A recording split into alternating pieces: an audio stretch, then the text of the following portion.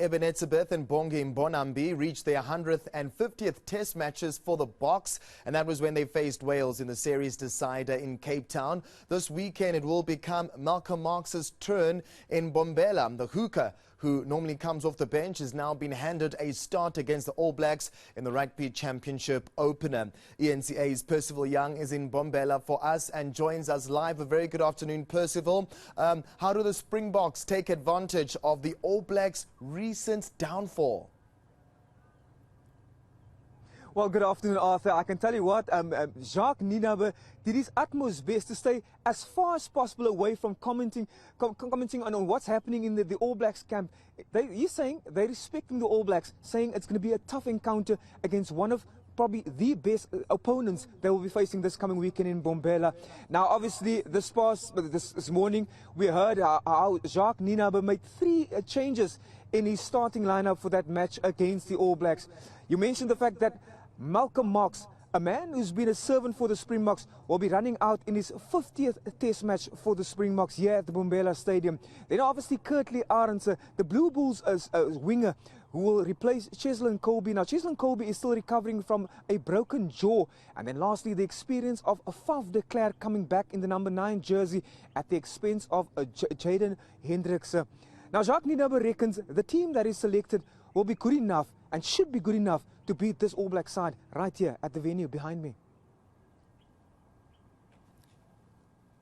If it's possible, we want to always, if a guy plays a milestone at this match, it's nice to start him. Not to say that we won't rotate like we've done in the past, where we would start Kitsi and put Trevor on the bench or vice versa. So, but in this specific game, it's always nice if a guy achieves a milestone game and you can start him off the bench. So yeah, but it suits him to start, play off the bench. Like I said in the past, especially our front rows, if you look at the front rows that we have selected, they work as a unit together, and they've got specific roles that they have to fulfill, and we're comfortable that Malcolm will fulfill the role as a starter and Bongi will fulfill it when he comes off the bench.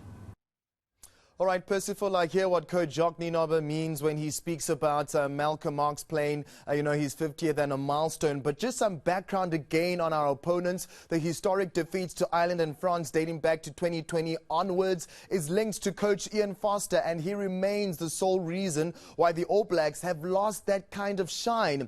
Have the All Blacks been figured out? Well, Arthur, I can tell you this, like I said earlier on, Jacques Nienaber was very careful when he was constantly asked about the opponent's mindset going into these 2 Test matches right here on South African home soil. Obviously, the first match here at Mbombela Stadium, then we're moving on to Ellis Park. But Jacques reckons a All Black side with their backs against the wall is an even more dangerous side, and that's why him and his team are very careful heading into this Test match. But still, he believes in his side, the players that have selected. I need to mention this to you, Arthur. We had the privilege of getting a glimpse of how the Springboks are currently preparing in the build-up to this Test match, and we had about 15 minutes of seeing how the Springboks are preparing. And one of the interesting things we saw during this training session was the fact that SA Rugby's director of rugby, Rassie Rasmus, is also part of the preparations for the Springboks ahead of this Test match. It just shows how important they regard this Test match. Now, I asked the media manager what Rassie's role specifically was here today at the training session, and she was quick to remind us that he's allowed to attend the training sessions, but he's not allowed to attend on the match day. He's obviously still serving out that suspension, that 9-month suspension, and he will only be able to be active on match day come September this year. But it seems like Rassie Rasmus will be fully involved in the preparation of this Springbok side in these 2 Test matches against the All Blacks, and that's how serious they regard these 2 Test matches. Preparation being the operative word, Percival. The All Blacks had their training camp in Wellington. I think it was 2 to 3 days. And one of the things they mentioned was focusing on working thoroughly on their set pieces. Could this be one of the focus areas for Siya Kolisi and co come kickoff? Will they be facing a different New Zealand outfit all in all? Like I mentioned, it's a side with their backs against the wall, and that makes this All Black side even more dangerous. And I think the South Africans, the Springboks, they're well aware that they cannot afford to underestimate this All Black side. They made it very clear. Ian Foster made changes to his coaching side. He dropped his 2 assistant coaches and brought in 2 new coaches, and he even made changes amongst his personnel, bringing a few newcomers. He said it's time for new blood in his squad, and he made it very clear. He's a coach that is under pressure. His team is with their back against the wall, but they are determined to come to South Africa, play against the world champions, and prove their critics wrong. We'll have to wait and see, and come Saturday to see who will reign victorious out of the first test match.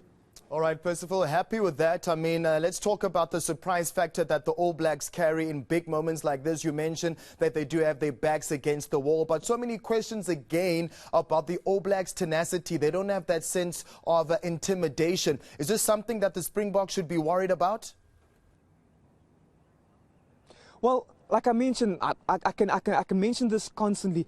An All Black side is never a bad side, even though they lost 2-0 against Ireland on home soil.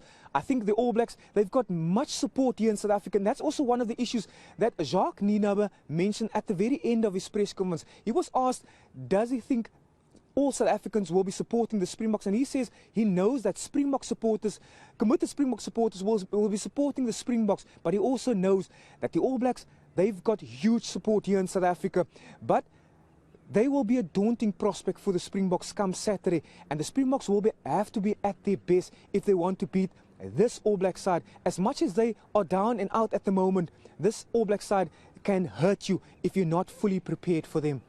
All right, everything is thrown out the window when it comes to the All Blacks and Springboks test match. Not even the 60 wins versus our 37 victories challenges these 2 power nations, rugby nations that they are. But what are these 2 nations aiming to prove in the first test? Well, Arthur, I can tell you this, as much as this is part of the start of the Rugby Championship, it's 2 test matches. It's a new type of format that World Rugby has introduced here, or rather SANZA has introduced here. They're playing 2 test matches in South Africa, they're playing 2 test matches in Australia, and they're also playing 1 match here against Argentina here on home soil. And come next year, South Africa will have to travel for 2 test matches to New Zealand. But all of these matches this year is part of the build-up to World Cup France 2023, my apologies. And both sides, they'll have to do well, because this will be a benchmark. This will be part of their preparations ahead of that tournament next year in France. And for the world champions, the Springboks, it is extremely important to do well, because they need to set a mark here going into the Rugby Championship and then heading into the World Cup next year. All right, Percy, speaking about the World Cup, the test does occur exactly a year away from France 2023. Is this the last chance to take notes on what they could be cooking up in France from both set of nations?